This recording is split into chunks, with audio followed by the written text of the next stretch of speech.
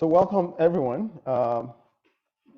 It's the third weekend of a 3 weekend of master classes from helping other people succeed. And in the spirit of project management, we thought that we should take the last weekend to tie together everything that we've done from the start of this series. My name is Taiwo Abraham. I'm your facilitator today. I deliberately would like to call it facilitation because that's what I'm doing here. You guys will provide all the context, all the scenarios which we're going to be doing our learning. I also wanted to be in some kind of free form, less slide heavy kind of interaction so that the content that you're familiar with becomes the basis for your learning. And so I'm prepared to stay that flexible from start to finish.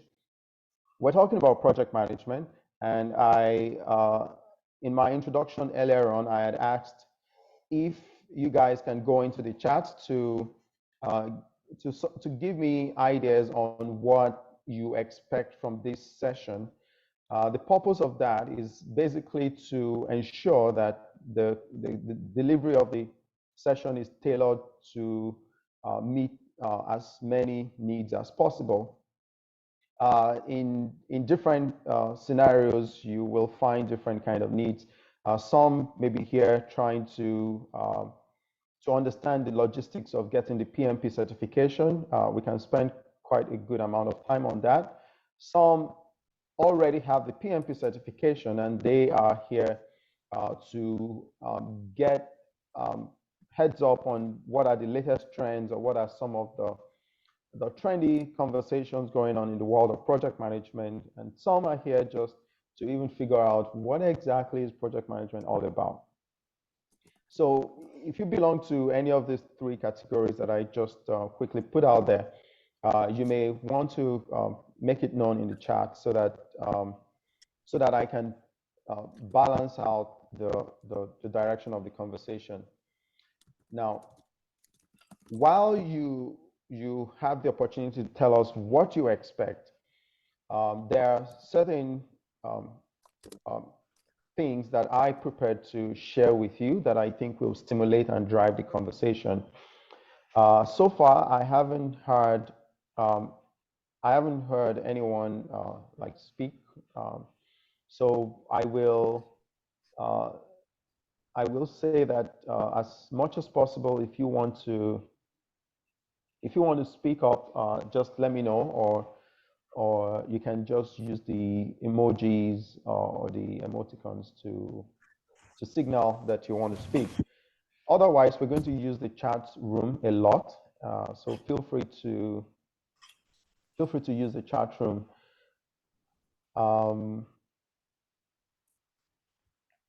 Having said that, I think we should get started. Fred, I see your hand up. Is that a question? Yeah. Good morning good afternoon from here. My name is Fred. Okay, yeah, you asked a question as to why, as our objective for joining the class, and I was going to speak to that. Okay. Yes, that is something that I think we can take in the chat because if everybody would have to say that, we're going to spend time on that. I got you. Yeah. Thank you. So again, guys, open the chat and use that as the avenue. I have my eyes on what's going on in the chat, so I will be able to respond to things on the fly in the chat. I will not have a slide displayed, even though I'm going to have a lot of screen annotation by using a whiteboard. So let's get started. Now, the very beginning of a project management conversation would be knowing what project management is or knowing what project is all about. And if you have been in the field of project for a while, before you get discouraged that, oh, this is just going to be some basic fundamental kind of stuff, just give a little just have a little faith that there will be stuff for you in this conversation. And you know, it's actually not a bad idea sometimes getting the perspective of those who are just coming into the field. Now, I've done this for about 15 years. I got my PMP certification in 2009, and I have been training since then. I've trained nothing less than 3,000 practitioners. And the beginning of the conversation has always been, hey, tell me what you think about project. Now, I see someone in the chat, Fred, actually, who just spoke up. His current job role requires him to manage HR projects, and he's here to hone his skills on how to manage people and manage projects better. Now, you can see that Fred claims to be new to projects, or only supporting those who lead projects.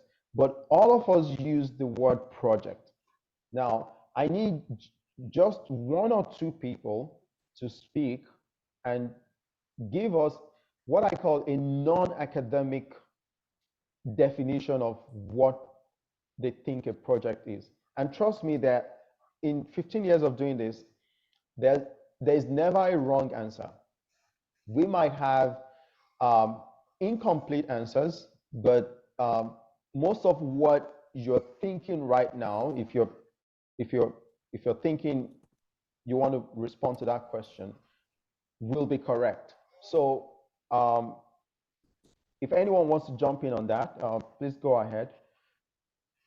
I'm going to take just one or two persons. Anybody?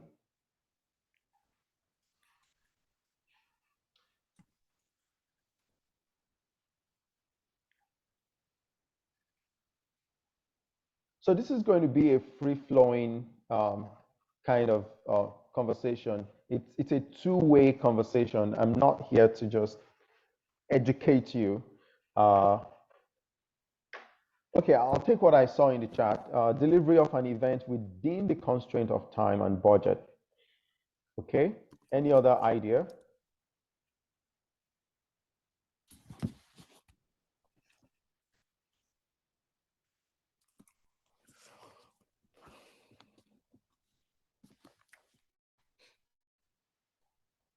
Any other idea? We all use the word project all the time. What does that mean to you? Overseeing, planning, and coordinating. Okay. I think from those two, we probably got some ideas that we can ride on, and I will do that just now. Let me start my whiteboard.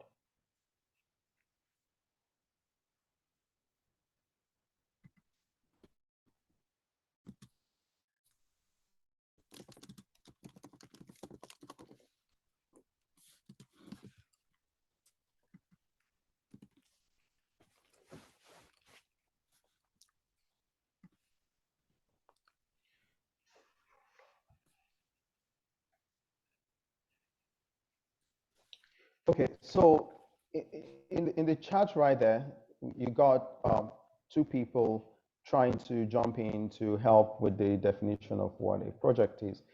So one said that the delivery of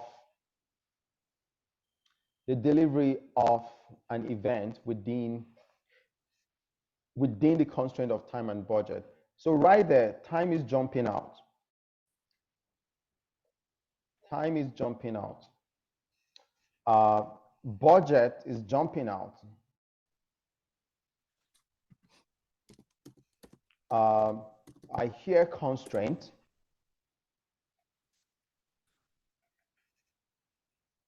And then Tumi came in and said overseeing, planning, coordinating. Now, when you take together all this, the definition of project will begin to form. Now, because I want us to stay away from academic stuff, I don't want us to jump straight into the PMBOK definition of a project. I want us to go by what we do on our day-to-day projects. There are a couple of you here who would have been a part of a project, who would have led projects, whether as with the title of being a project manager or just being a functional manager or whatever your role is in the organization.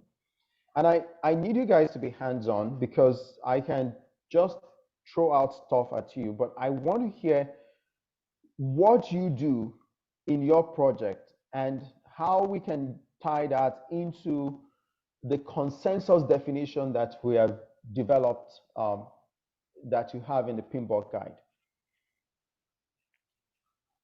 In your day-to-day project, what are the things that you are concerned about when you wake up in the morning and you say to yourself that I'm going to work on a project?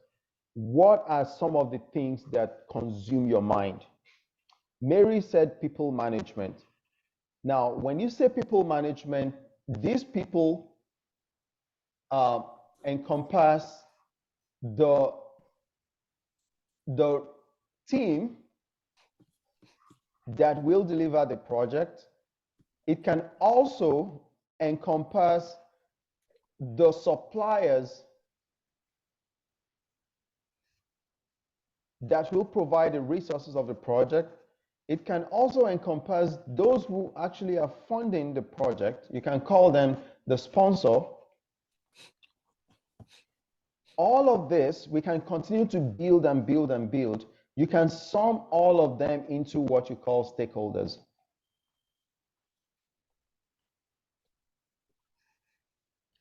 Now, the moment you understand the involvement of stakeholders in what you call a project, we can then put stakeholders on the definition.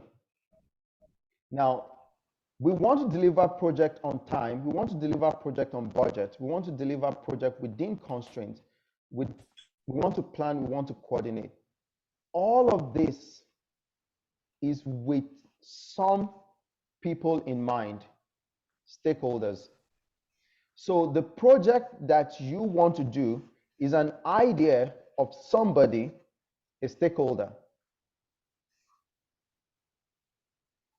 Someone is going to fund that idea, a stakeholder.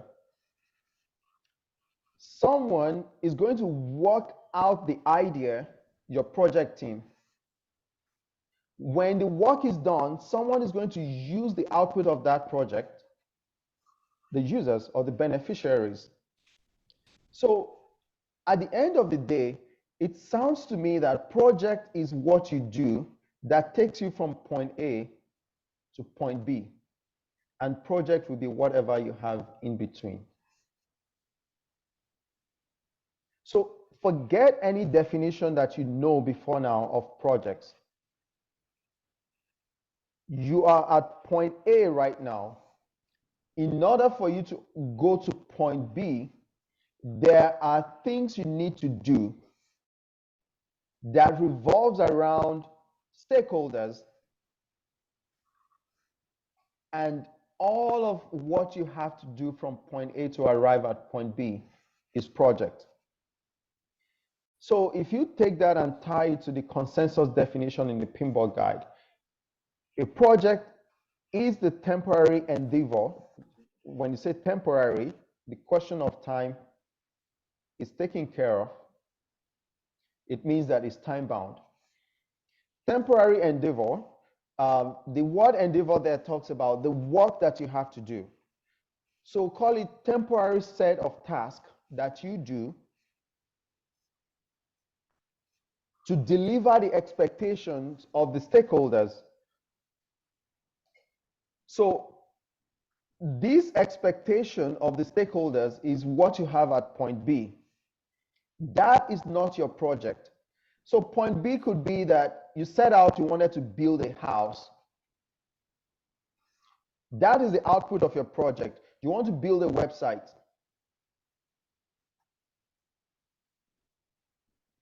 That is the output of your project. You want to set up an election campaign. That is the output of your project. Think of anything you call, any goal you set out to achieve that has a time frame within which it must happen. That would be a project.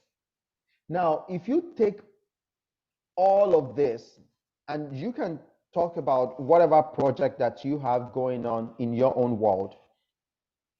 You may be trying to start a business, whatever you think your project is. All the work you need to do towards arriving at that point is project. Now, if you think about project not as a product, but as the work that delivers a product, it means that the email you need to send to that vendor, the funding request you need to make to your bank, the writing of the check, the hiring of the resources to work on the project, the stakeholder interview you need to do, the requirement gathering you have to do, all this work, when you put them together, they form the project. Now, if project is the work you do between point A and point B being the product of your project, the output of your project, then what is project management? And I need you guys again here. How do you define project management?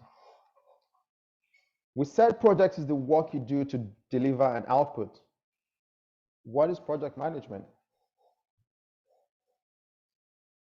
And once we secure that foundation, the rest of the discussion becomes easier because then we are all on the same page. So in the chat, if you want to speak up, you can speak up. What is project management?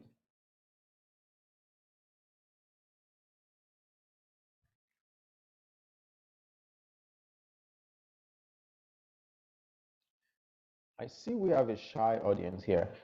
Management of available resources to deliver an output with limited resources. Okay, yeah.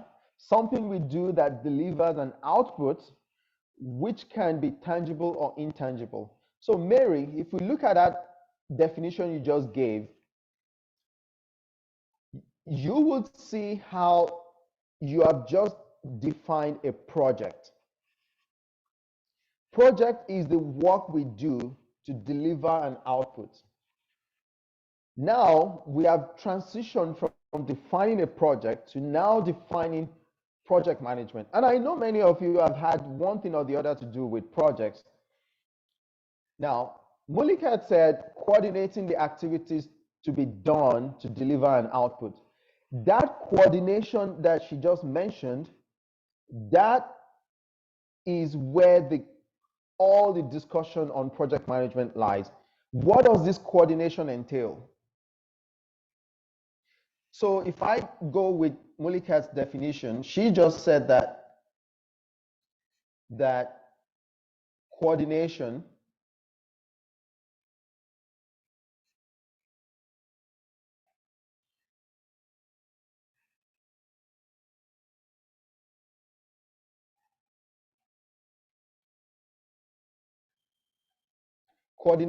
of the project.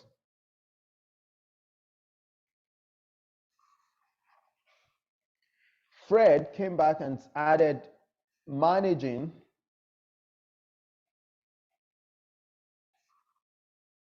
the activities. Again, I call it the project. But Fred, isn't that a cheat? We're asking for the definition of project management. You said it's managing a project.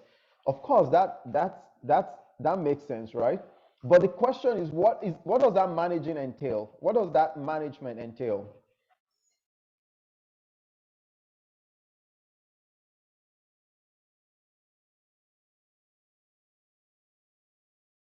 What does the managing entail? I see you guys had expected a class where you just multitask away and not necessarily engage with the class.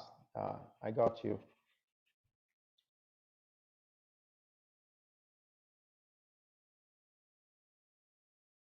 What does that entail? The managing. Ish, can I pronounce your name like that? Says orchestration of available resources to deliver an output with limited resources. I like that because now you're talking about orchestration, which in essence, you're still talking about coordination, management, orchestration. Now, what you guys will start to see is, okay, okay, John gave us the PMBOK definition, which we are trying to avoid. Now, if you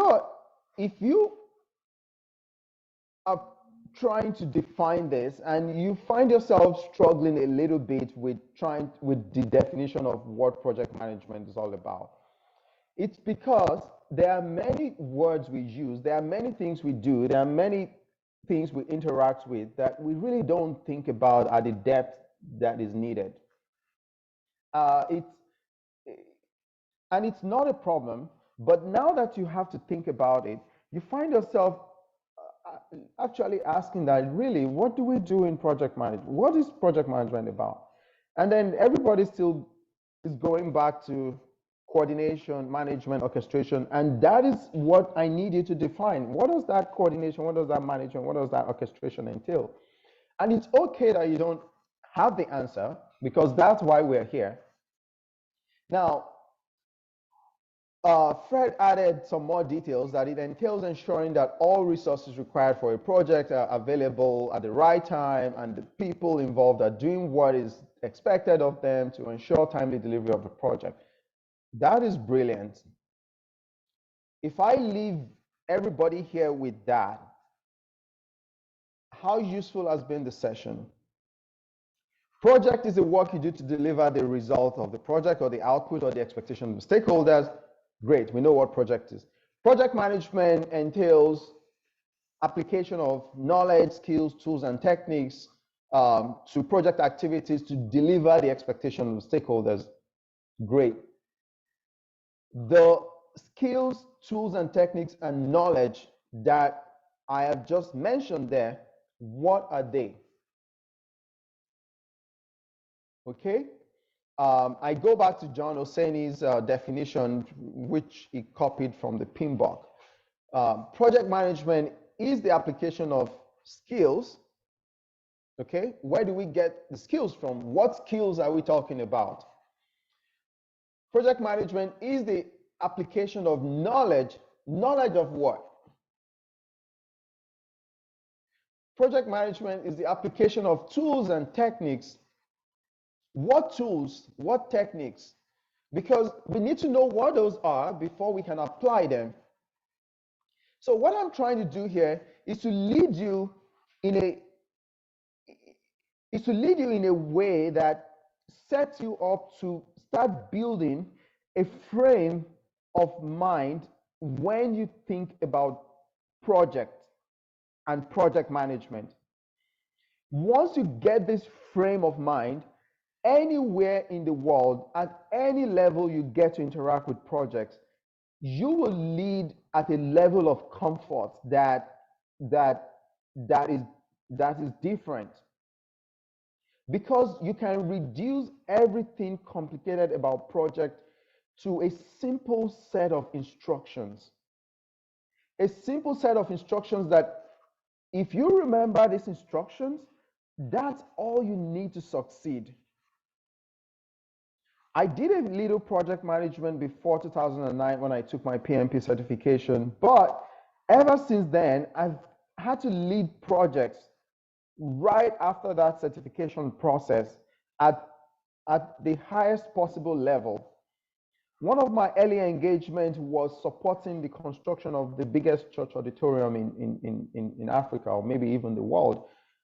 I moved on from that to supporting a UNESCO World Book Capital. Now, you can see how moving from a construction of an auditorium to the construction of a law school campus in Bielsa at the time, to supporting a UNESCO World Book Capital, an NGO project, they may appear to be in different industry, in different kind of terrains, but the same set of tools, the same skill set, the same knowledge was required.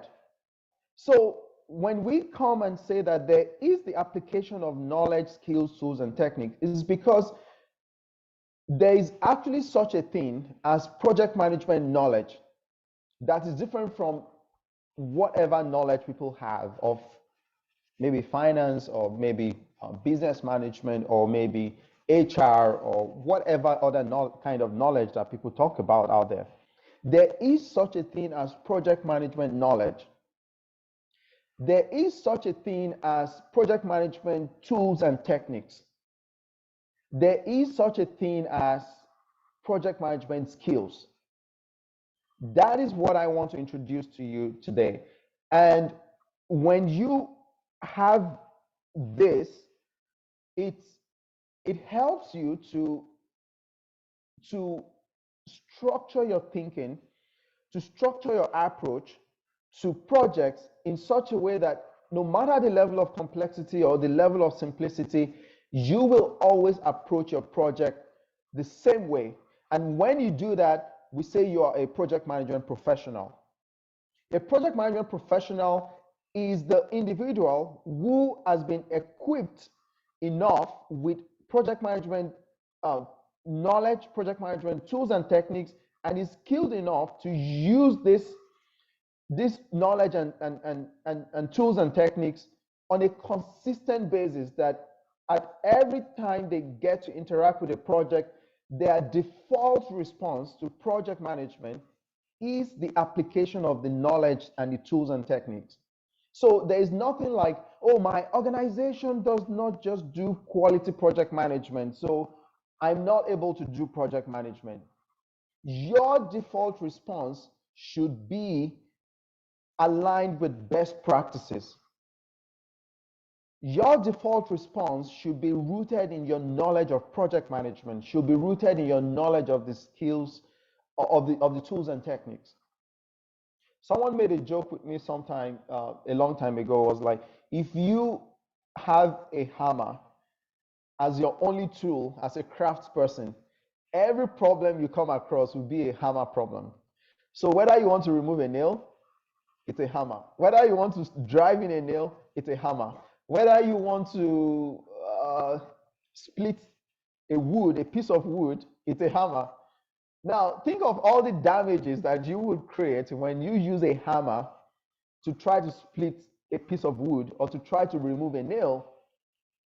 But when you show up as a craftsperson and you have varied set of tools, varied set of techniques, you are able to precisely solve a problem without breaking any bones. That is what this session is all about. What are the depths or the details of project management knowledge? What are the details of the tools and techniques of project management? And how do you frame them in a way that doesn't stress you or require you to try to remember something or try to memorize something?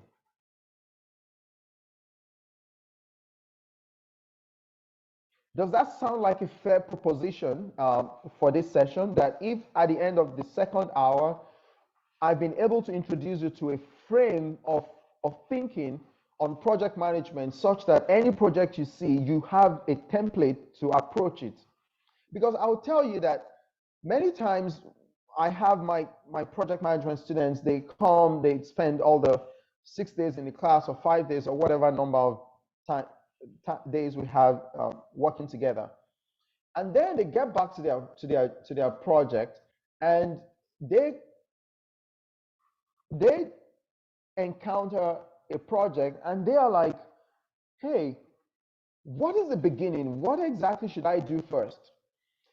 And then they're texting me and they're emailing me, and I'm like, no, we got to find a way to solve this. So what I'm about to show you is my solution that I have now included in this training that I provide, that has been touted as one of the most value add that they get from the class. So let's look at it together, and we're going to build it together. I need you guys to be active. I need you guys to supply the building blocks, because if a magician shows up at the city square and you are watching, and they do all the magic all by themselves with what they have brought, don't you suspect them that maybe they just have created all these things and they're just drawing it out in a way that is fail proof? So what I want is for you guys to supply the scenarios, for you guys to supply your context, and let us use your context to build that frame. So I'm going to show some more faith and continue to demand your participation, your responses, or your contribution. So far, any question?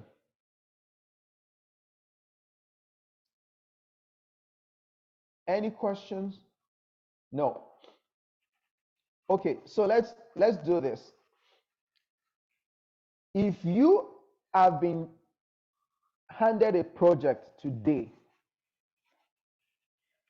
right now, you're called into an office and your boss says, Olutosin Adeyemo, we just discussed the project that we want to pursue, and we think that you will be the right person for this job. Here are some documents that tell you a little bit about the project. Go work the rest out. As you walk away from that conversation, what do you do? Because that is your first challenge. That is where it all starts. What do you do? And where I'm going with that is to stimulate your mind, is to stimulate your thoughts around the stages that every project will go through universally, such that it doesn't matter what industry you belong to, whether you're in healthcare, whether you're a pastor of a church, whether you're a lawyer, you're an engineer, in any sphere of project, there are stages that every project will go through. And I have just introduced how a project actually begins. It starts with a conversation. Let us do this. Let us do something. Or we find we have a problem at hand. We need to address it. That's always the beginning. What is that beginning? And I'm going to bust your bubble, because your mind is probably racing against so many things right now that really should not be your concern yet.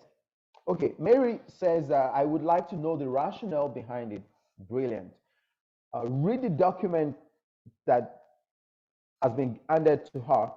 If there is need for clarification, go back to the sponsor. I love that, and I'll tell you why. Then I will start looking to build a team and that will carry out the assignment.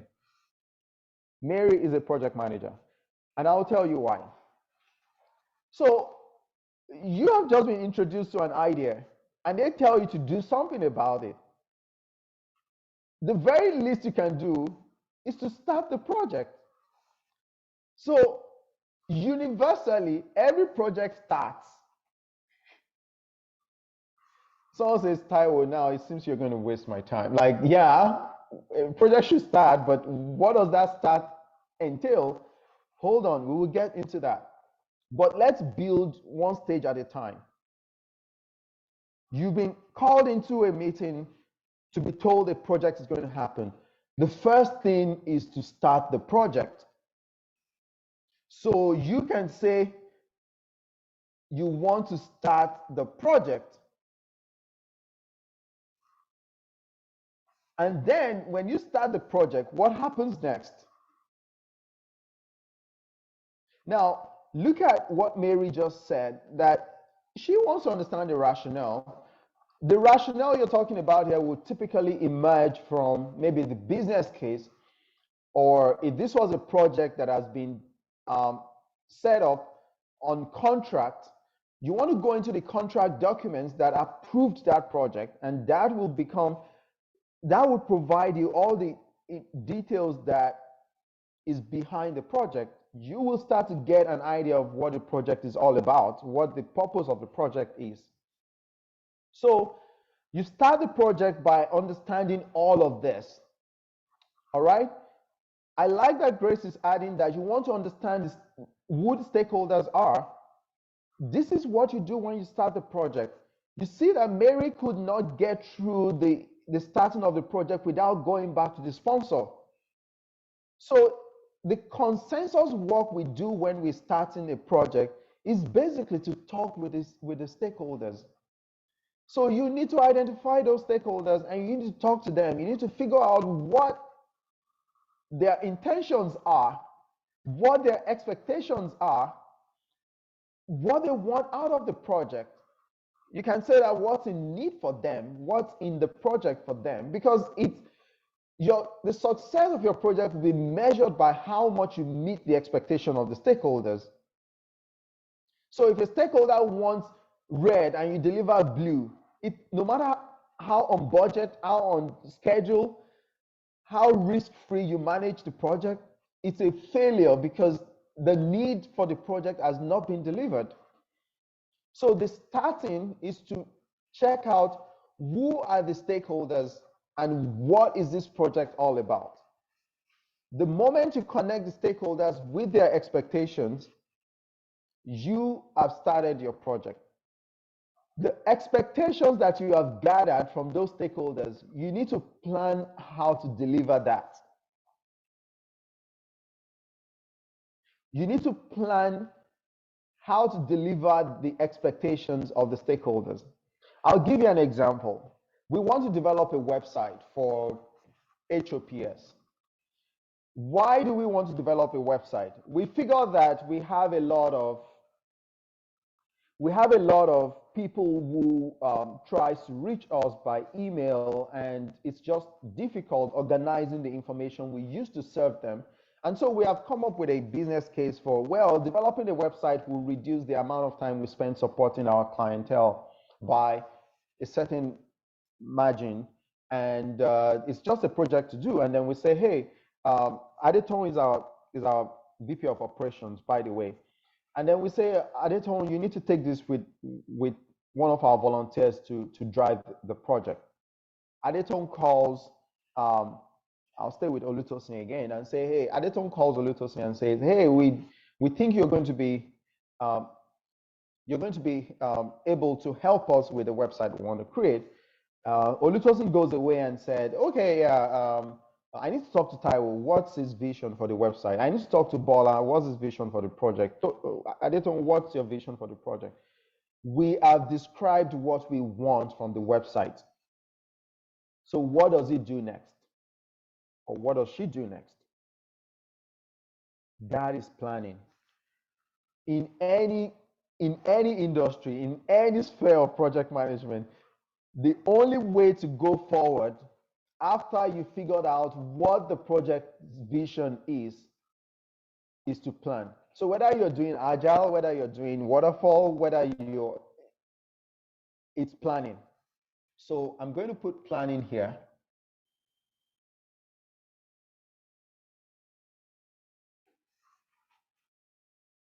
So what does planning entail? I need you guys to put something in the chat. Please don't let me do this by myself. What does planning entail? When you say, oh, we're planning, what are we doing?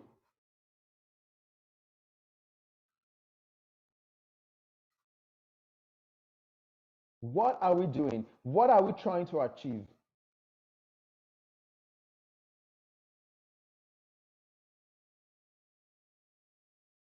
Don't overthink it. Just put a word out there that I can take and run.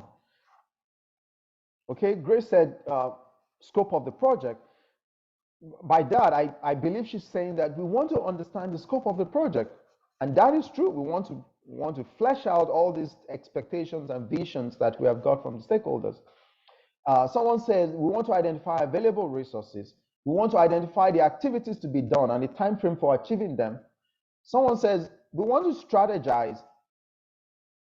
I like the word strategize because the moment you talk about strategizing, resourcing comes into the picture. The schedule, the risk, the cost, the scope, everything that you see others put in the chat, they all come into the picture.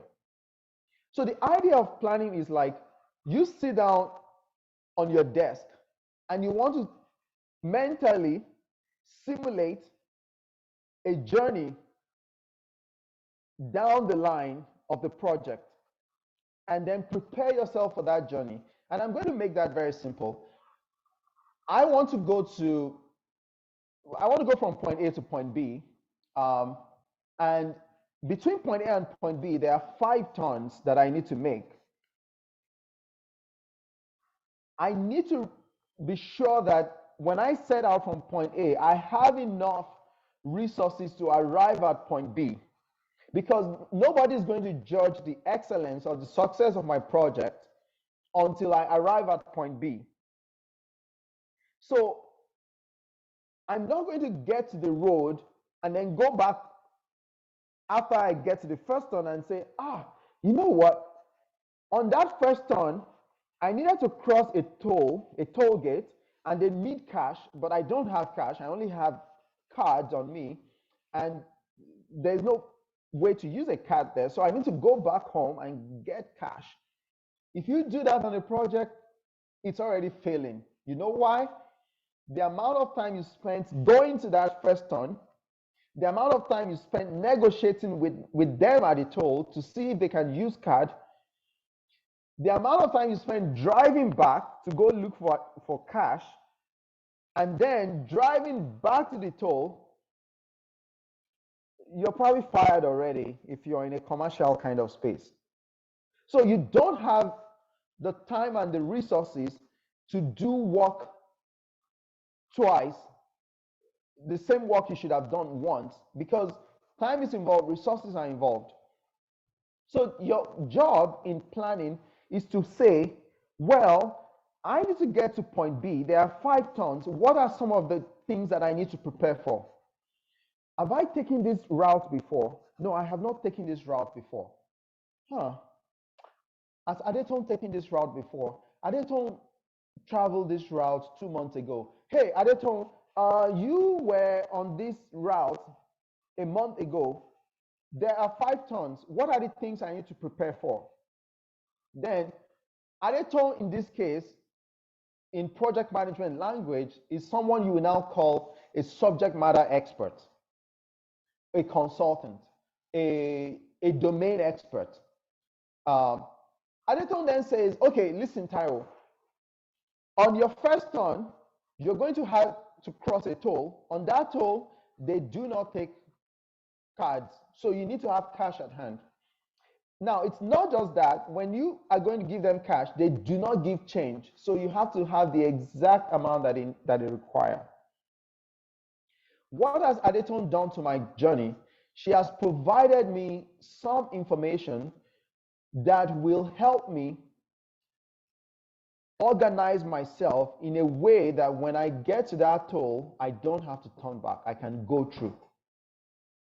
That is what planning is all about. Now, using the example I used, that is so mundane. That's so simple. Like, oh, you're just going through to a point B and you need to make 5 turns and that's it. Yeah. In a real project, you're going to deal with many stakeholders. You're going to deal with many complicated kind of situations. And so it's not a simple conversation of, I want to cross a toll. It's, I need a software. I need a software that can track finances, that can track budgets. I need a software that can track resource availability, resource calendar. I need a software that can track the overall project health in terms of scope, budget, and schedule. I need a resource that can be used to manage all the different aspects of the project. When you get into all of that kind of complex stuff, you need to plan. And so planning is the second stage of your project universally. We start the project by asking the stakeholders what the vision of the project is. When we understand the vision, we plan how we can achieve the vision. If you're still following me, the question is, what do we do next? So Adeton has given me all the information that I need to go from point A to point B. What do I do with that information?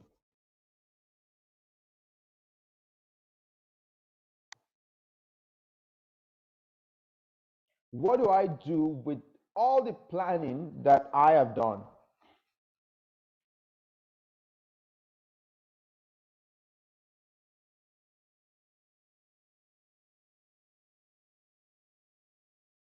I'm waiting on you guys.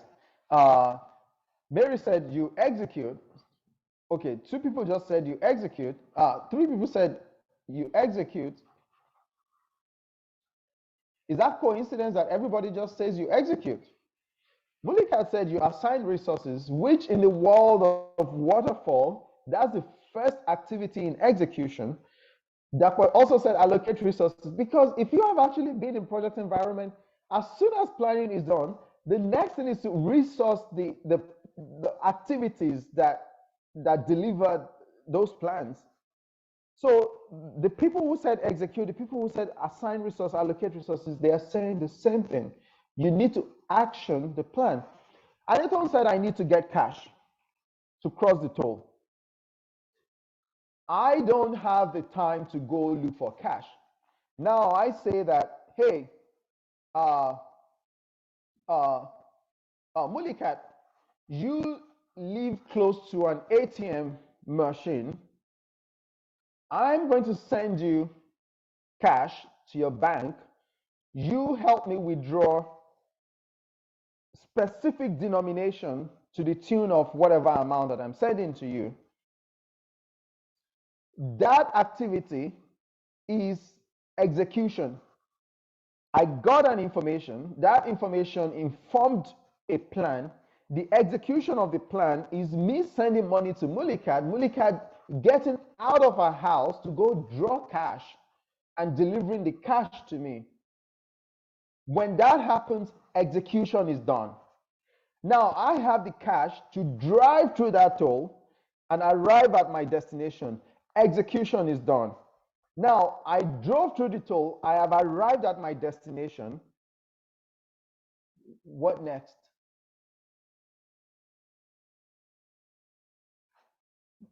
The stakeholders said they wanted me at point B. I spoke to Adeton to provide me information on how to get to point B. I have executed the plan. I am now at point B.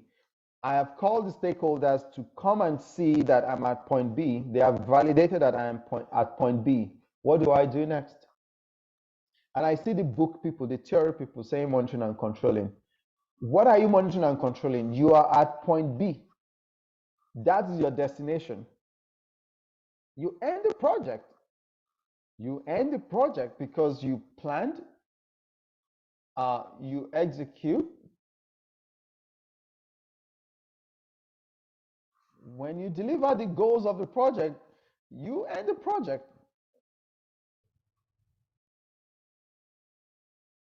Mary, does that make sense?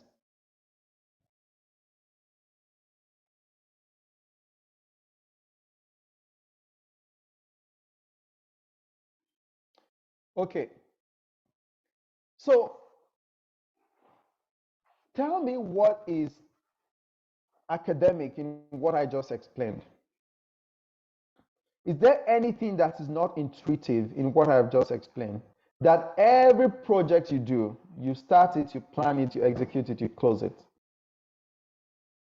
Does that require remembering something? Does that require you memorizing anything yet?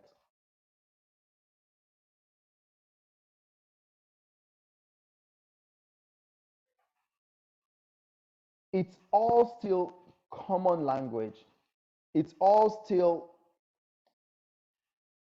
what is relatable. It's something we all can think of without Taiwo telling you, yeah, I'm going to start the project, I'm going to plan it, I execute, I close. But what I want you to start paying attention to is that I am giving you a structure. Even though you can do that on your own, there is the very likelihood that if you are handed a project, you're flustered for a moment, asking yourself, so how do I go about this? What exactly am I supposed to do? But now I'm telling you that globally, at any level, whether you're at NASA, whether you are in your private business, any project you're going to do has to go through these 4 stages, period. If you can manage each of these 4 stages, you are a project professional. The challenge is the next question I think you're going to ask me, what do you do when you're starting the project? What do you do when you're planning the project? What do you do when you're executing the project? And what do you do when you're closing the project? Because it's not enough for me to just tell you that, oh, you go through these 4 stages. You need to know what exactly you will do to start the project, right? So in an attempt to show you what you do in starting, in planning, executing, and closing, we now need to talk about the knowledge of project management, because what you're asking me is the knowledge of project management. If you're asking me that, Taiwo, yeah, you told me there are 4 stages, but what do I do in each of those? You're basically asking me, give me some knowledge of what I need to do. But you know, the good news is that the the consensus guide or the standard guide from the Project Management Institute actually helps us to structure the knowledge in a way that makes it easier for us to relate to. And so rather than just leave you with a bunch of instructions, a bunch of things, I will keep it within some kind of structure and tell you that, well, every project you do, you need to apply knowledge from 10 areas. So going forward, this project management knowledge, I would call them project management knowledge. Okay? We have divided project management knowledge into 10 different areas. So you can measure your progress in how familiar you are with project management by asking yourself, all these 10 knowledge areas, how many of them am I familiar with? If you're familiar with all the 10 knowledge areas, you are a project professional.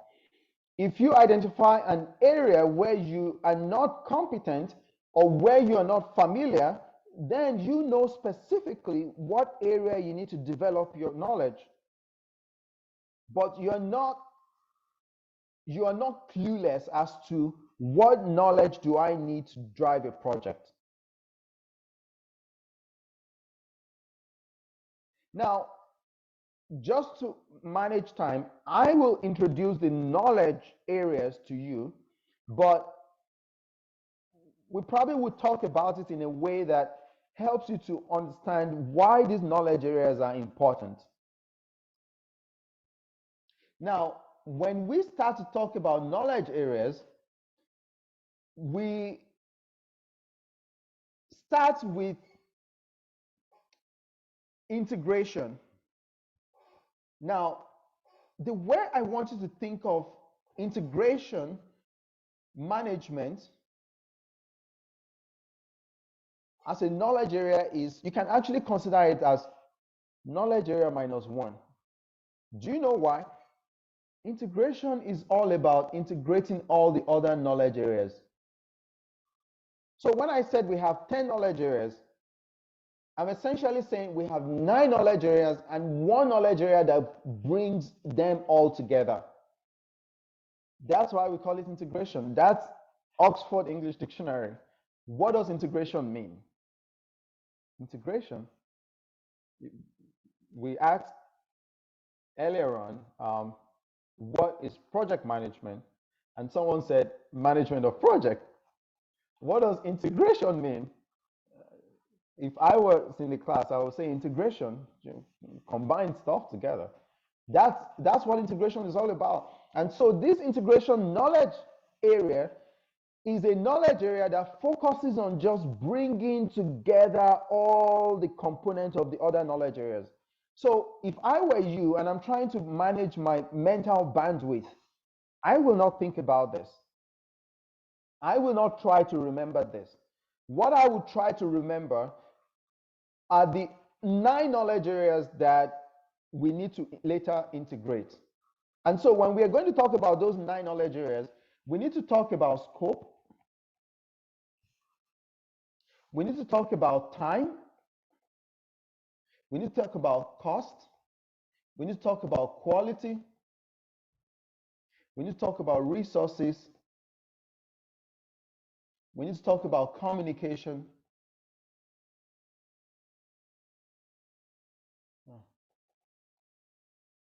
We need to talk about risk, procurement,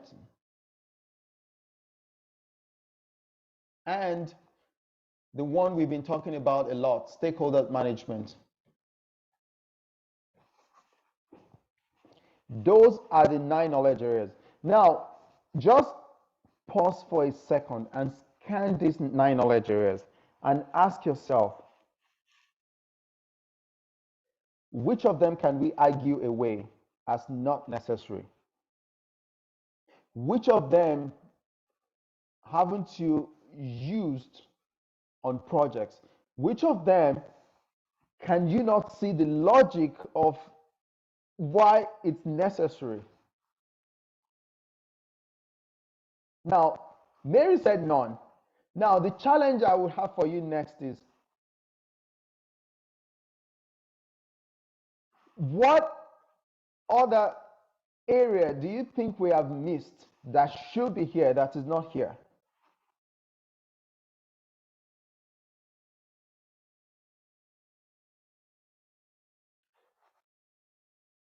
Think of the challenges of your project that you face on your project.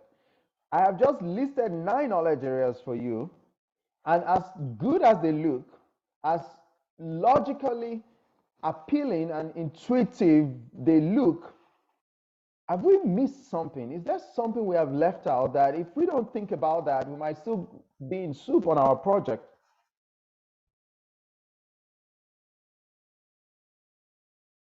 I tell you,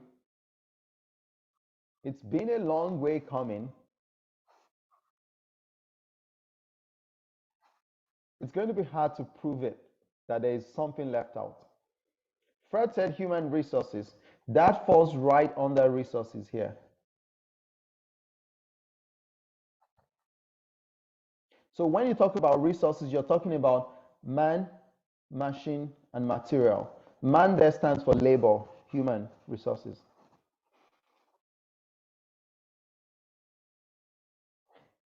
Ish said availability. Availability will come under time management. The time of the resources, the time you have for the project, trying to make a sense of those two. Someone talks about innovation. Well, no matter how much you want to innovate, it has to fall within the scope of the project, the expectations of the project, what the stakeholders want from you. Keep it coming. So it appears as though we have actually exhausted all the knowledge areas that are necessary for our project. So let's retrace our steps a little bit. We started out with a project is the work that you do between point A and point B. This is project. And then we said management of project is the application of the knowledge of project to the project in order to deliver the output of the project. And then when we questioned Taiwo that what is that knowledge, and then I started to introduce you to, well, first of all, you need to know the stages of development of the project. And then now the question is, what are the things we do in each of those stages? And I'm trying to break it down for you that, well, you will need to manage scope, manage time, manage cost, quality, resources, communication, risk, procurement, and stakeholders. And at some point, you need to integrate all of that into one piece, your project. Can we say goodbye there?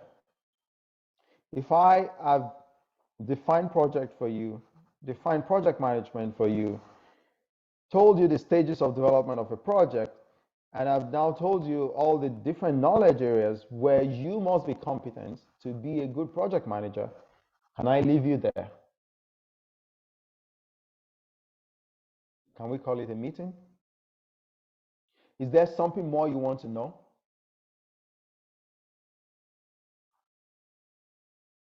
Hey, Mullikat, testing. What are you testing, Mullikat? What are you testing?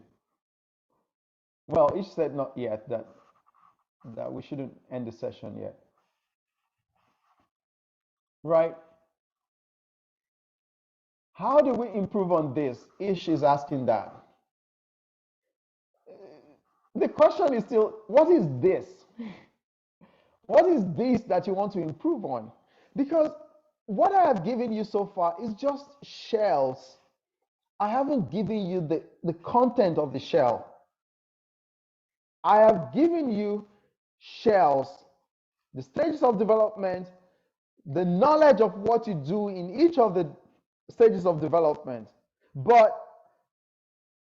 the title of what you do in each of the of the knowledge area has not told you exactly what you need to do. Fred said we need to drill it down into how we do all this with practical examples. I'm right there with you, Fred. If I was in the class, that's the question I would be asking that. Taiwo, bring it on. Okay, now, you see, all these knowledge areas that I've shown you here,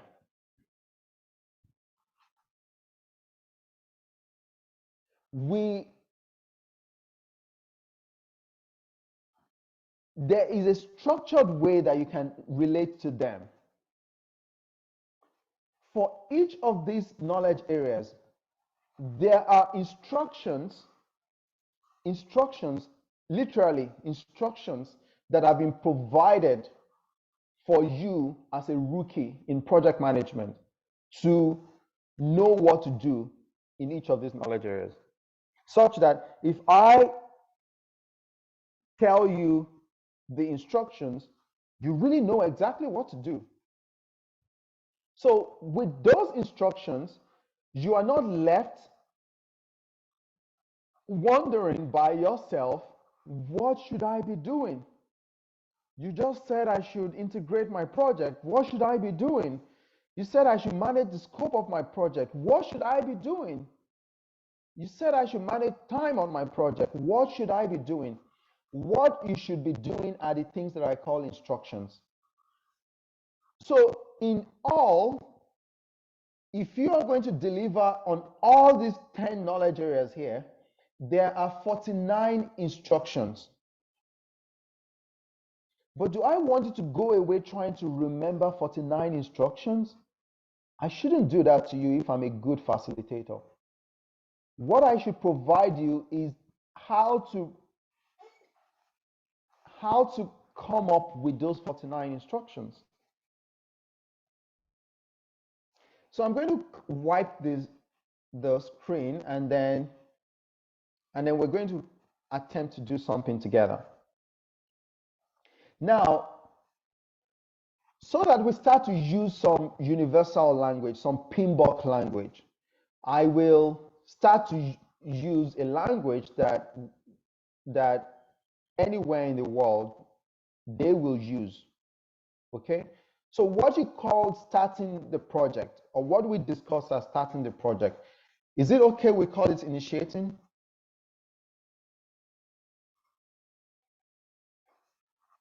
Is it okay? Good. What we call planning, I don't know if anyone has any other name for it. We can say coordinating, orchestrating. I think that was creative. But essentially, planning is universal enough. So let's use planning. Executing, you can call it doing the work, delivering the work, all of that, but executing sounds good.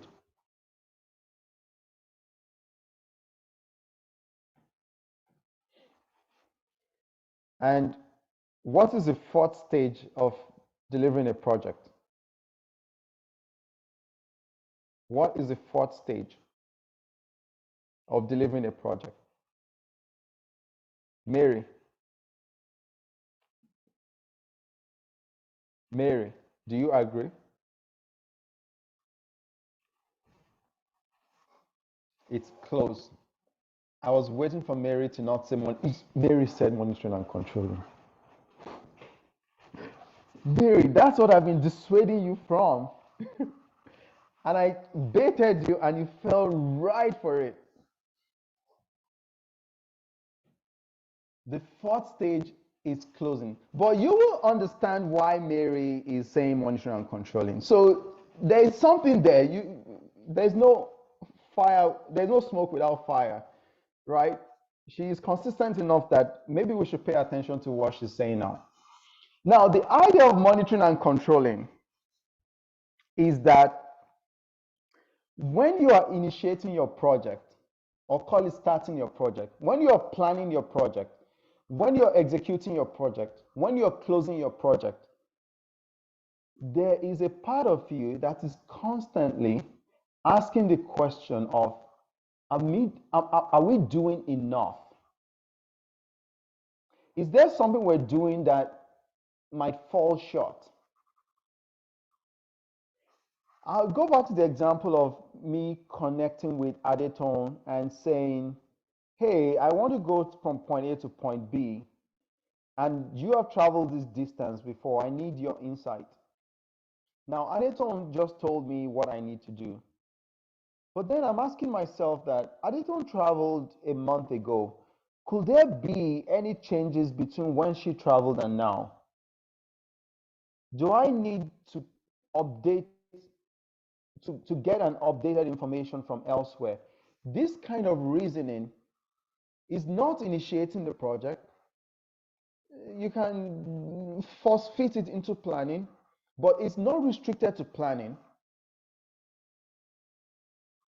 When I begin to execute, as I am going to that toll, I am making sure that I do not take a wrong turn. So I'm constantly checking the path that I have plotted to be sure that I am on the right path. So during executing, I'm still doing that. When I'm closing, I want to be sure that I have done the right thing. But if there is something we need to do throughout the first stages of developing our project, should we call that a stage? No, we can't call it a stage because it's not restricted to any stage. You do it across all the stages. Does that help you to separate monitoring and controlling from the first stages of project development? Anywhere you go, you will go through four stages of project development, but across those four stages, there is the consistent question popping in your mind: are we doing enough to be where we want to be, to realize the vision, to realize the objective? Now, because what we're doing is necessary for the success of the project, we need to give it its own place. So we call it monitoring and controlling. And think about what the example I just gave. You're basically just monitoring and controlling. You're monitoring to see if something is different from what you anticipated. and you're controlling to bring that thing within your anticipation. If I'm going to make it really simple for you, you set out as a university undergrad and said, hey, I'm going to study 1 hour a day so I can finish the semester all A's. You have been studying 1 hour a day. Middle of the semester came, you took your continuous assessment, your result came at all C's. So the problem is not that you have not followed your plan. The problem is that the plan you created will not get you all A's because you have followed your plan of studying 1 hour a day. When you got your result middle of the semester and you realize that, 1 hour will not get me there, what you have done is to monitor, and now you're going to control by saying, maybe I need to study 2 hours and see how that affects my results. You're controlling now. You're introducing changes to improve the chances of delivering an all A's at the end of the semester. This is how we relate to monitoring and controlling. So monitoring and controlling is continuous, like Grace said. It is never ending. From the time you start to the time you finish, you will monitor and control. So we have 4 stages of project delivery, but there is another important aspect of project that we must include, and that's the one we call monitoring and controlling. So I'm going to put it here. Allow me to put it there. Don't ask me why, but just let's put it there. I'm going to underline this. And now I introduce to you that what you will do in each of these stages of development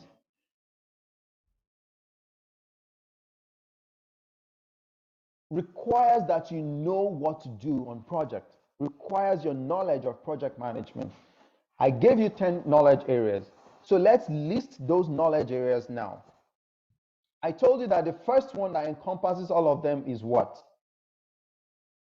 Do you remember that? The one that integrates all of the knowledge areas is what?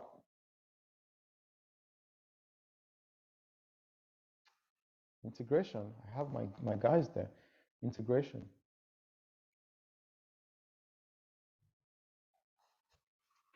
That is the first one.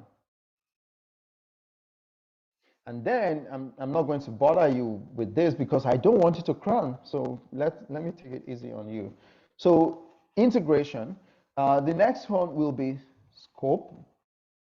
Next one will be time, cost, quality, resources, communication, risk, procurement, and stakeholders management. Now, a sound of caution.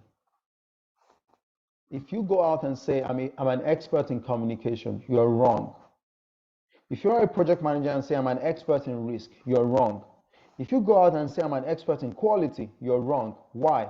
What you are expert in is project quality, is project risk, is project communication, is project time, is project procurement, is project stakeholder management. So get that perspective. So if you are going to be an expert in these 10 knowledge areas, we do not want to just tell you to go to Harvard or go to Cambridge to go figure out how to manage these knowledge areas of project. We have specific set of instructions that you can follow. If you follow those instructions, bam, you will be delivering project at the same level as any pro out there. Now, if I am going to try to convert this into what looks like a table,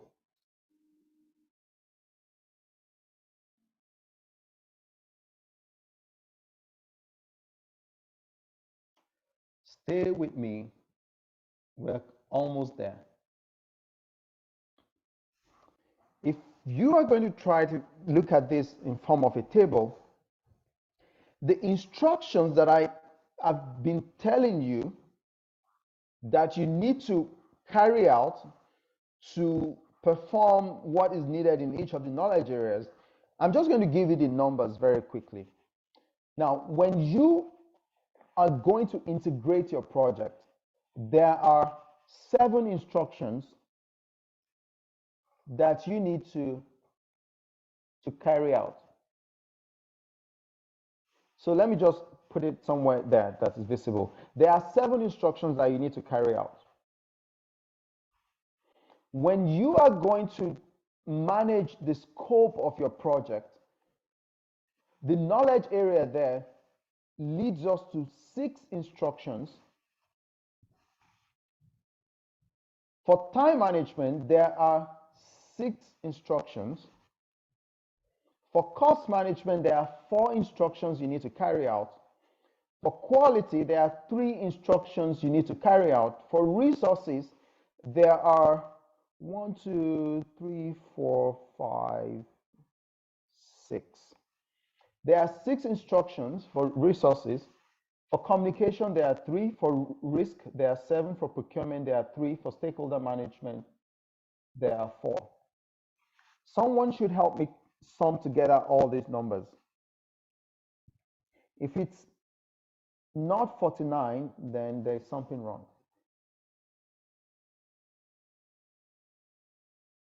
All right?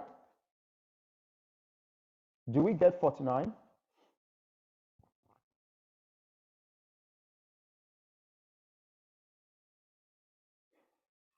Okay. I see people struggle with maths there. Well done. Have you seen those cowbell competition and what those high school kids will do with these numbers in before I even finish writing it? Anyways, all of you will be telling your kids that you were the best in your class when you were in elementary school. I hope they are beside you right now watching you struggle with adding numbers. Now, these instructions that you see here, I'm going to tell you a little more about them shortly, but I want you to kind of complete the picture in a way that gives you a logical frame. Now, the conversation started with a project is the work you do between point A to point B, and that project management is the application of project knowledge to delivering the project, to doing the project work. And then we're trying to explain what project knowledge entails. We divided it into 10 knowledge areas. And then I'm telling you that there are 49 instructions that we derived from those 10 knowledge areas. But remember that the first question you asked me was, my video is paused. Can you hear me? Just say yes. I don't care about video for now. Okay. So the first question you asked me was, what do you need to do in each of the stages of development? Now, I would tell you that all these processes, all these instructions we derive from the knowledge, they are being grouped into the stages of development. All these instructions that we grouped that are 49 here, they are being grouped into the stages of development such that if you are starting your project, you can know how many instructions you need to follow to start your project. Those who attempted to describe what we do starting a project captured that effectively. There is nothing more to add, there's nothing to remove. But you need to hear it in clear, crisp language. Now, there are two instructions that you need to carry out when you're initiating your project. There are 24 instructions that you need to carry out when you're planning your project. There are 10 you need to carry out when you're executing. There are 12 you need to perform when you're monitoring and controlling, and there is 1 when you're closing. If you sum all that together, we should have 49. So you start to see how it builds up, how it adds up.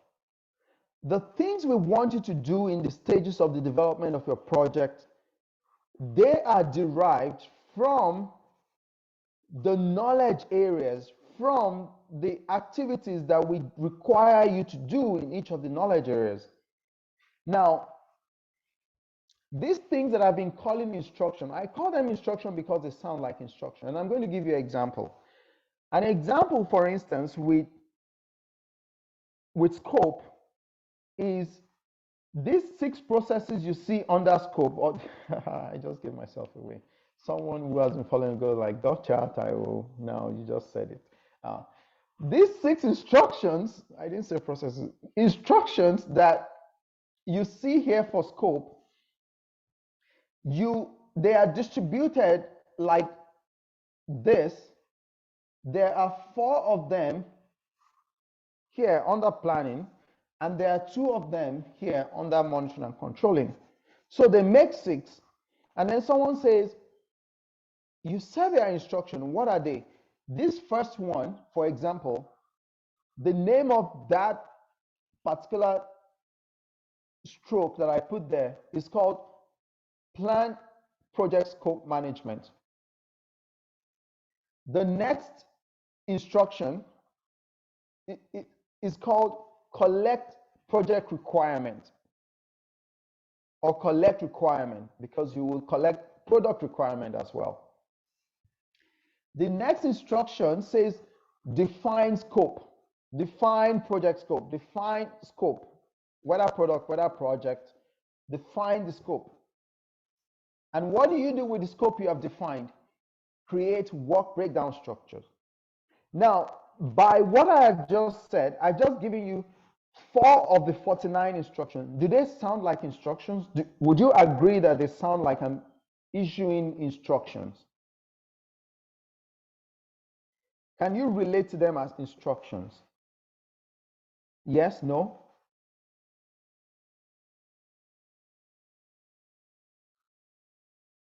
Yes. Well, Mary said, well, yes. I guess she has some reservations there, but we will clear our reservation. Fred said, yes, absolutely yes. Thank you for countering Mary's economized yes. So if we average both out, I think it's going to just be a simple yes. Okay, so a simple yes. Now, I can give you more of these instructions. For initiating under project integration, it's called Develop Project Charter. Under planning, it's called Develop Project Management Plan. Under executing, is called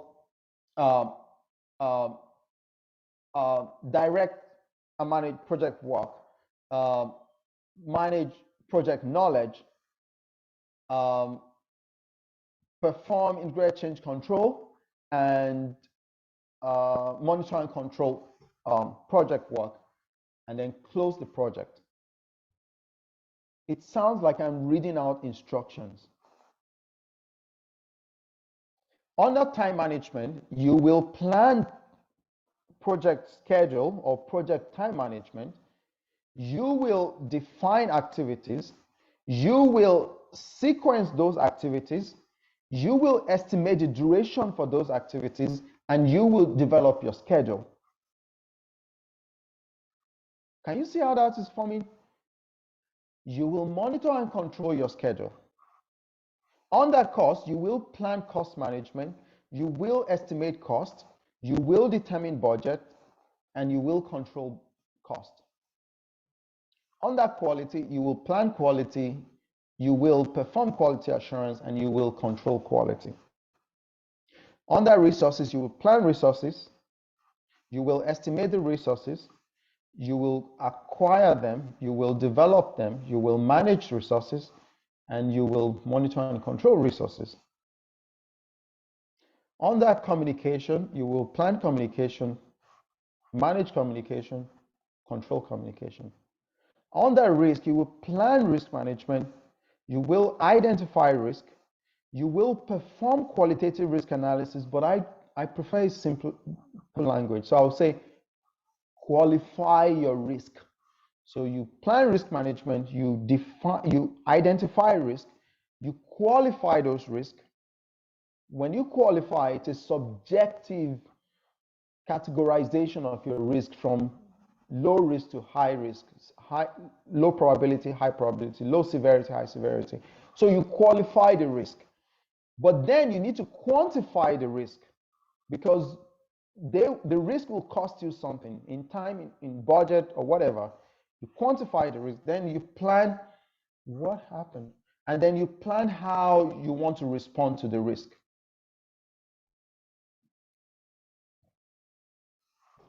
So you plan risk responses. You will execute your risk response plans, and you will monitor and control risk. Under procurement, you will plan procurement, you will perform procurement, and you will manage procurement and monitor and control procurement. For stakeholder management, you need to identify your stakeholders as early as possible in the project and continue to do so. But you will plan stakeholder engagement, engage with your stakeholders, and monitor and control stakeholder engagement. All these things that I've been saying for the past, say, 5 minutes, they sound like instructions. But in project management language, we call them processes. So you can say we have 49 processes or we have 49 instructions. What matters is that you know what they are. You know what knowledge area require you to perform certain instructions, and you know at what stage of development of the project you are performing what instruction.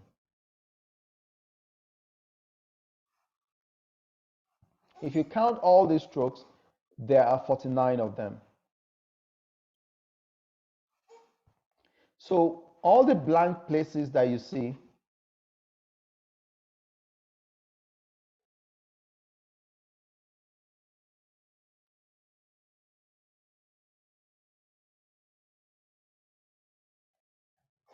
so here on the rows, you can see that we indeed have 7, we indeed have 6, we have 6, we have 4, we have 3, we have 6, we have 3, we have 7, we have 3, we have 4. On the columns, you can see that we have 2, we have 24, we have 10, we have 12, and we have 1. If you can replicate what we've done in the past hour and a half, you are a project professional. There is nothing complicated about project management. All that you are ever going to do in project management, anywhere in the world, in any industry, no matter how simple the project is, how difficult the project or complicated the project is, everything you will do is encompassed in what you see on the screen right now. You will initiate your project, you will plan your project, you will execute your project, you will close your project. Across those stages of development, you will continue to monitor and control your project. What you need to do in each of the stages is provided in the instructions that we derive, or the processes we derive from the knowledge of project management that we have divided into 10 knowledge areas. So you can look at each of the knowledge areas and ask yourself the question, how familiar am I with this area of project management? So it's not up to me to answer that question for you right now. It's up to you to scan and self-audit and say, if you put me on a project today, do I know how to manage the scope of the project? If you put me on a project today, do I know how to manage the schedule of the project? Can I create a schedule? Can I track a schedule? What are the tools that I need to manage schedule? How do I manage project cost? Is that something familiar? Do I need to learn something to be able to do that? Do I know what they talk about when I'm managing project quality? Yes, Taiwo has told us we need to plan, we need to perform quality assurance, we need to control quality, but do I have what the details of what I do in each of those instructions? Taiwo said under integration, The first process is develop project charter. If I say that to you right now, any one of you, if I say develop a project charter for the H.O.P.S website that Adeton has commissioned someone to do you know what to do? That is project knowledge. Each of these 49 processes, they have inputs, they have outputs. The conversion of the inputs to the outputs require tools and techniques. We don't have enough time today to go through all of that details. But each of the 49 processes or each of the 49 instructions, if Adeton is telling you to go develop a charter, she's got to put something in your hand. That is the input. There are things you need to access to develop that charter. That is the input. When you are done developing the charter, you have something to show for the work you have done. That is the output. That is intuitive. That's nothing to memorize. That's nothing to cram. If I give you a task, you got to show me something when you're done. If I say go create the work breakdown structure, when you are done, you got to show me something. If I say, please pass me my phone, you have to show me my phone. So all these instructions, the output of the instruction is intuitive, is in the name, is in the instruction. Pick any of these 49 instructions. What is expected at the end of the process is already in the instruction. I randomly just picked this one under resources. This one here, right here, the name of that process is plan resource management. If you tell me to plan resource management, what do you expect my output to be? A resource management plan. It's nothing to think about. If you tell me to develop a project charter here under integration, this one, when I am done developing a charter, what should be my output? I need your answer in the chat.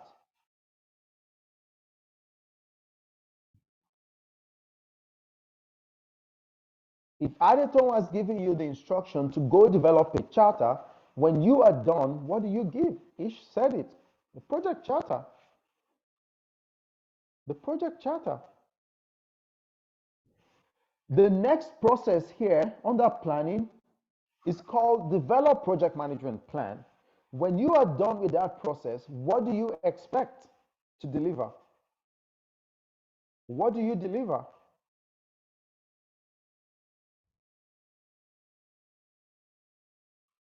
The plan. It's that simple. The plan, the project management plan. So I pick any random one here. I say determine budget under cost. When you are done with that instruction, what do you show us?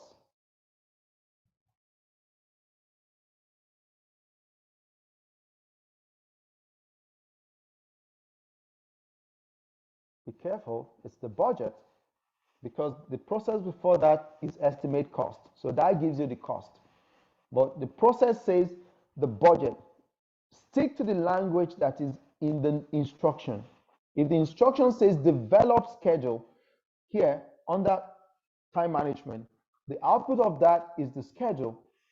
If the process or the instruction says estimate duration, when you are done, it's the duration estimate you provide. When it says create work breakdown structure here under scope, when you are done, you show us a work breakdown structure. If it says collect requirement here under scope management, when you are done, it's a requirement register you show us. If it says define scope, when you are done, you show us a scope statement. All the 49 processes are intuitive. They suggest what you need to do. So if you have been hearing things like ITTOs, don't make it complex. There are 49 processes that we derive from 10 knowledge areas. We group them into 5 groups that we now call 5 process groups. 5 process groups, 4 of them are stages of development. 1 of them we will do across all the stages. Shikena. All the ITTOs, they are at the process level.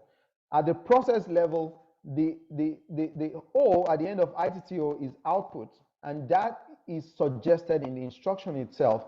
If I tell you to go develop a charter,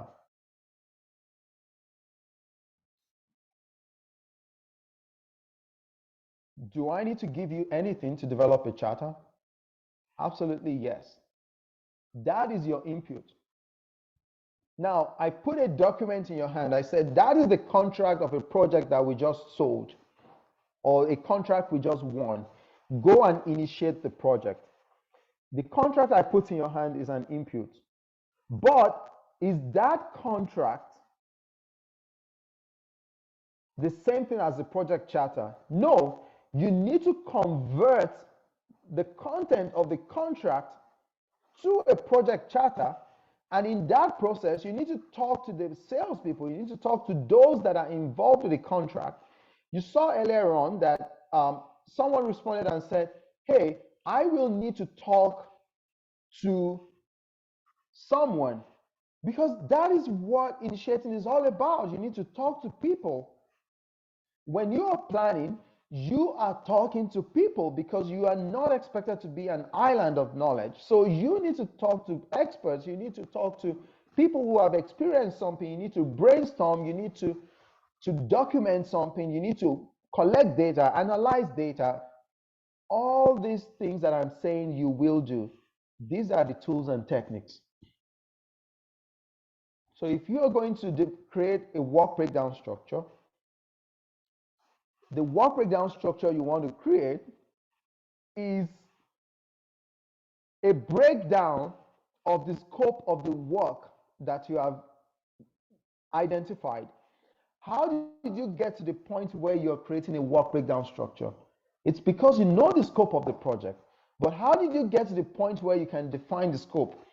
This process here is called define scope. This one. It's called define scope. That process produced the scope. The scope you produced here became an input into creating work breakdown structure, because that's what you want to break down. But how did you define the scope? Is because you collected the requirement of the stakeholders for the project. So you collected requirement, you define that into scope, you break that down into work breakdown structure. So you begin to see the connection between all the 49 processes, that you do not have 49 processes. You have one thing: project management. Your attempt to manage project is what led you to all these 49 processes, but the 49 processes are all intertwined, that the output of one process becomes an input into another process. That process, you use some tools and techniques to create the output of that process, and that output immediately becomes an input into the next process. And you go on and on and on and on and on until 49 processes are done, and all that you have been doing is project management. And there, I rest this class. We can talk and discuss question and discuss your perspective and answer question on the logistics of PMP certification, or specific project context or scenario you want me to explain. But what I have explained to you in the past 90 minutes or so is project management, is all there ever is to project management. If you start to scale it into agile, into ways of working, all of these different approach to project management, they live on this fundamental, they live on this foundation. I was one of the 72 people that worked on the development of PMBOK 7, and when we were going to transition out of PMBOK 6, we looked at PMBOK 6 and we still know till today that Pinbox 7 is not a replacement of Pinbox 6, because what I have shown you in the past 90 minutes or so is what you find in Pinbox 6. That still remains the foundation for all the different variations that you see today. So if you are trying to take the PMP exam today, you will be seeing things like domain, business environment, or business acumen, people domain, or soft skill or power skills, and then processes, and then there are tasks under each of those domains. When you x-ray those tasks of the domains against what I have shown you here, you will better understand what they are trying to show you in that. When you x-ray all that you learn in agile method against what I'm showing you here, you will see that this is project management. Grace, you have a question?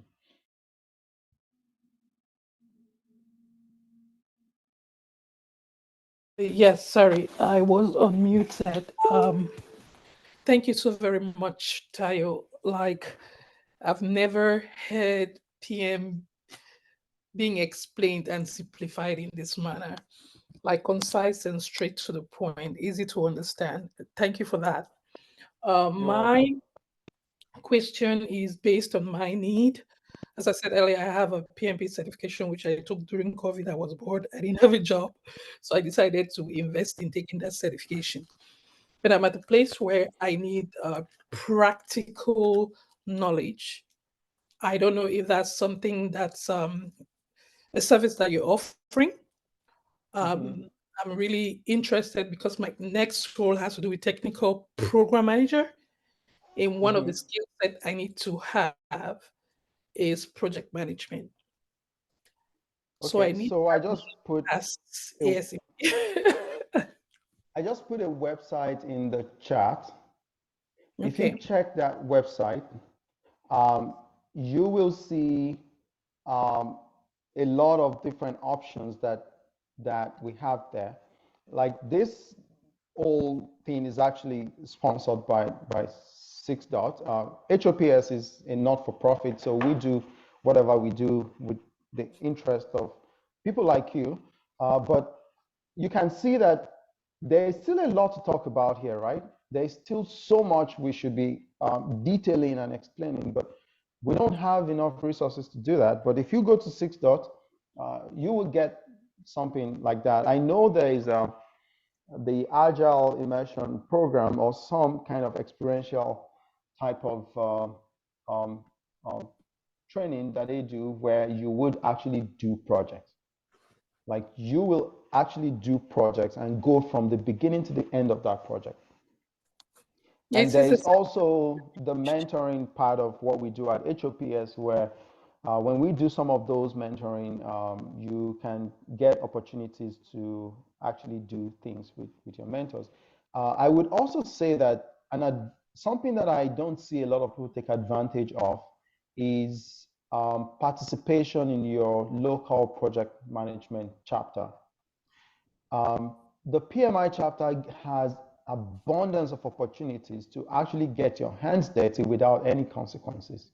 And those things you're going to do at the chapter, you can put them on your resume as professional engagement. So I teach in the project management program in Ottawa here, and most of my students, international students trying to integrate with the community, I just offer them volunteer position at the PMI chapter in Ottawa. And when they are marketing themselves to Canadian employers, they are marketing themselves by the work they have done at the chapter. They weren't paid for it, but that helps them to land a project management gig. First off, fresh out of school, and you know how the rest goes from there. Okay. Thank you. Did I answer your question, or that's just... Yeah, you did. I would, you talked about mentorship. I'll reach out to you personally on LinkedIn while I explore the 6.io. Yeah. Thank you. Awesome. Guys, we are at the nick of time. In the interest of time, if someone needs to go away, feel free. But I'm just going to show some things very quickly to help or to even improve your familiarity with all that we've been talking about. There is a resource, and Grace, this might be helpful for you by the question that you asked. There is a resource that PMI has put out there. Let me see, screen 2. That if you subscribe to say ChatGPT and you want to use this resource, you can go in there and just type PMI Infinity or Google PMI Infinity PMP Exam Simulator. Now, I wish we can have the PMI update the name to reflect what it is. It's actually just a project management loaded ChatGPT that gives you almost any answer to any question that you're trying to do. So for example, we're talking about 10 knowledge areas of project. If you say, what are the 10 knowledge areas of project management, it will give it to you. So when I say you don't need to memorize anything, it's because there are enough resources out there that you can get a job today and use what I have shown you to actually rock that job, because now you have a frame that tells you what you need to do during initiating, that tells you what you need to do during planning, executing, monitoring, and controlling and closing. So for instance, I told you that in initiating, there are 2 processes. The first one is develop project charter. Someone can go to this website and say, hey, explain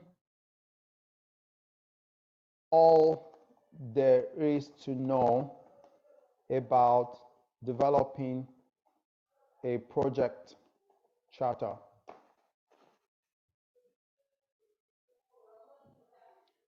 There you got what you want, right?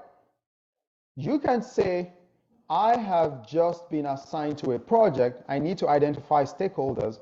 What are some of the things I need to do to identify my stakeholders? Just go again and say, how do I identify stakeholders on my project?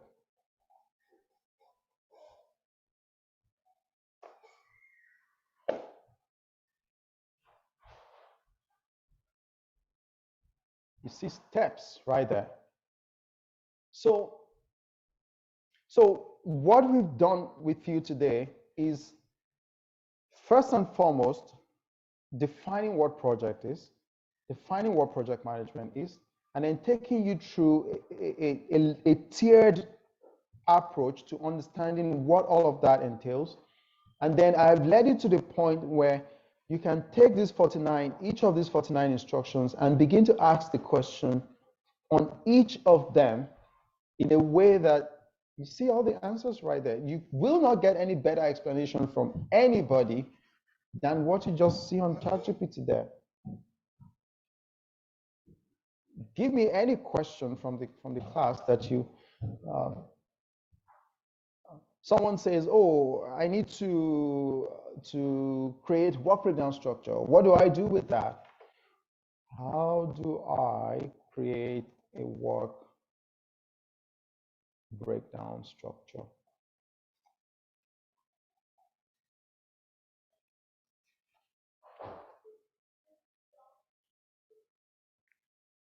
You don't get it any better than that, guys.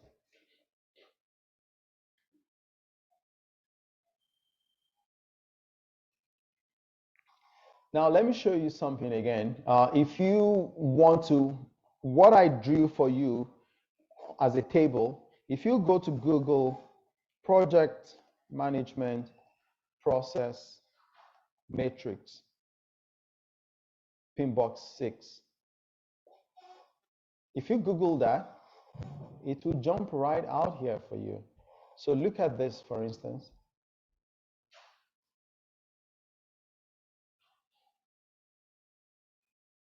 Come on, come on, come on. That's taking, okay. That's taking forever. Let me go to this one. That downloaded. I like the one that downloaded. Let's see. You should be able to trust UCLA, right?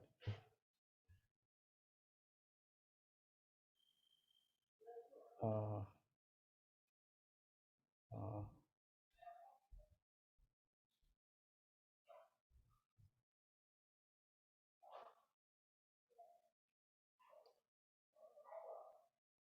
well, I don't know why my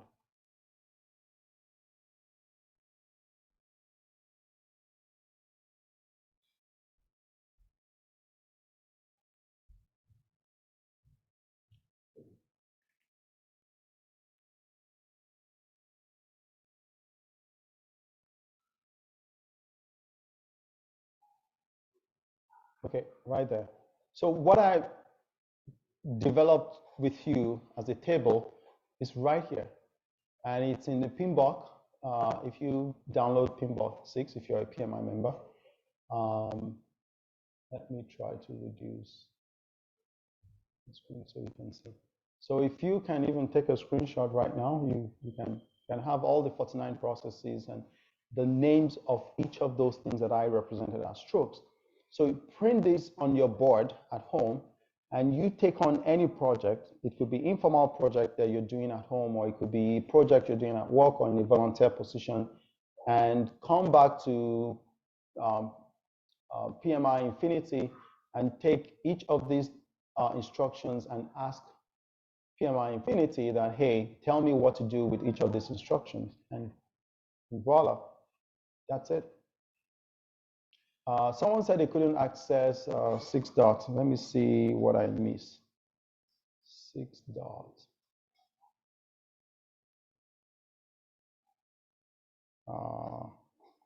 Adeton, are you there?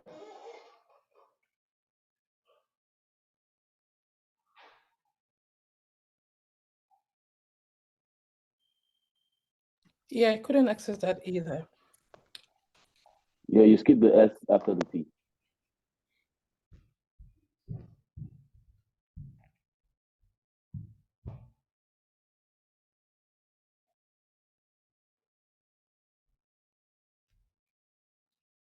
So there is an S, right?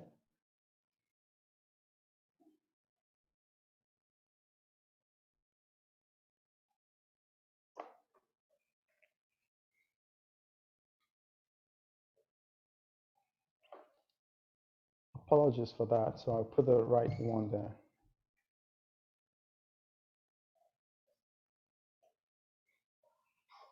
Okay.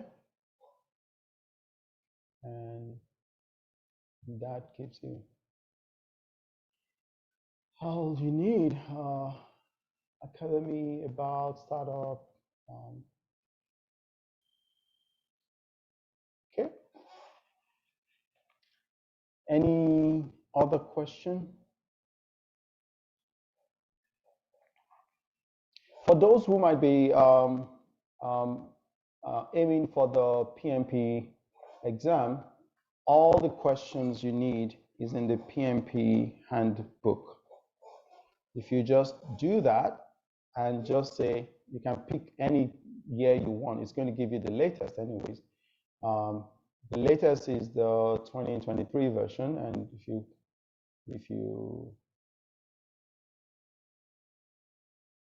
you take this one, see, it downloaded, and you can open that.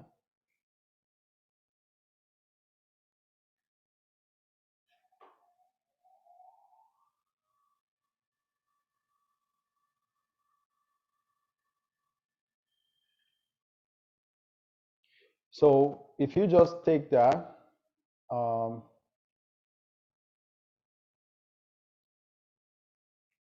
it gives you everything you need to know about logistics of PMP. certification, and it's just 31 pages. You don't need to read all the pages. Just look for, is it application you want to work on? Click on that. It takes you to where it is. Choose the one of this that you're looking for. In your own case, if you're looking for PMP, just click on that and it will take you to where you need to go. If I say allow, but I really don't need to because all the information is here. So just look at this. If you're preparing for the exam already, there is a document that you need to keep close to you. It's like what we call syllabus when we're still in high school. It's exam, call it PMP exam content outline.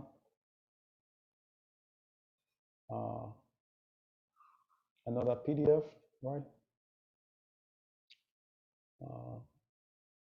Click on that, downloads, and open that. It's another 20-page document. It tells you all you need to know. It reduces the exam into structured kind of format for you, and you can see everything. These are things that people sell to you online. You don't have to until you're ready to actually prepare for the exam, and you need to take a training that helps you to meet the 35 contact hours required, or you require hands-on kind of practice or experience like the one Grace mentioned. But yeah, that's it. That's it, guys. Could I ask a quick question? Yes. First off, I just want to thank you for this. Like the other people that commented, your delivery style has been, very, very good. So thank you for this. So I just wanted to ask if you could recommend like a framework. So I'm not a project manager practitioner. Well, I mean, I handle projects, but not within the framework, right? So I just need that framework and then at some point do the certification. So if you were going to give me like a roadmap, or where would you say I start from, and things to do within, like to determine like roadmap for number one, understanding how to be a good project manager, and then at the end of the day, get the certification.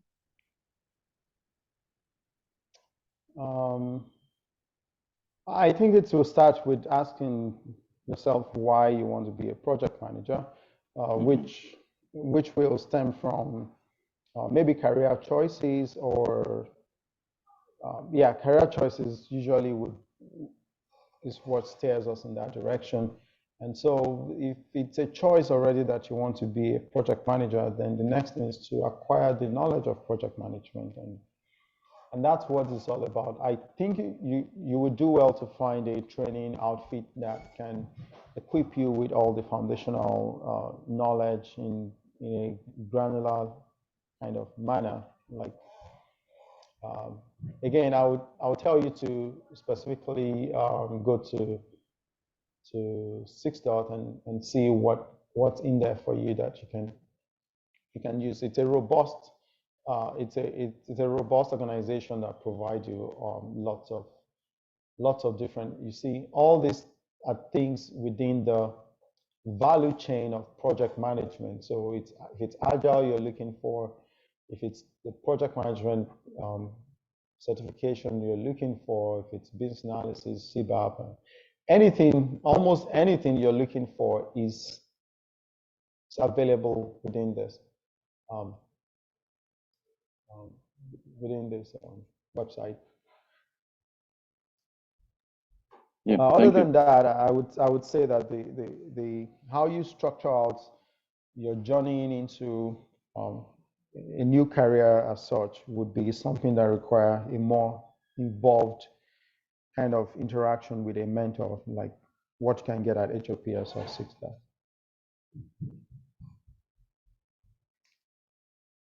Okay. Any more questions? I think I should have stopped recording it some time ago about that part.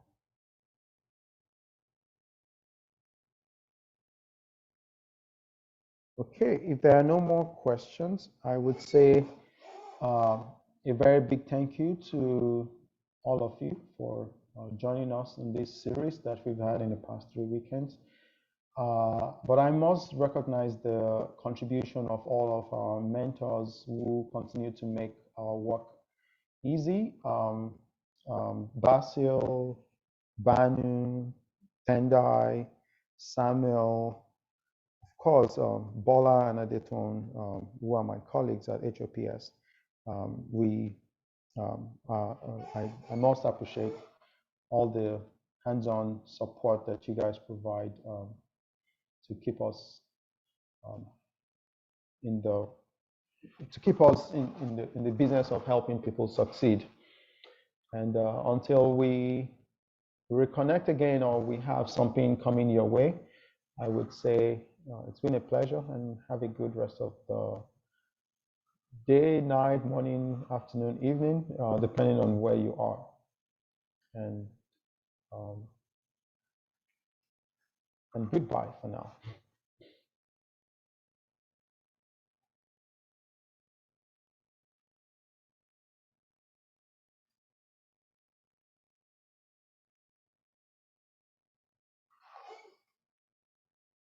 You're welcome, guys. See.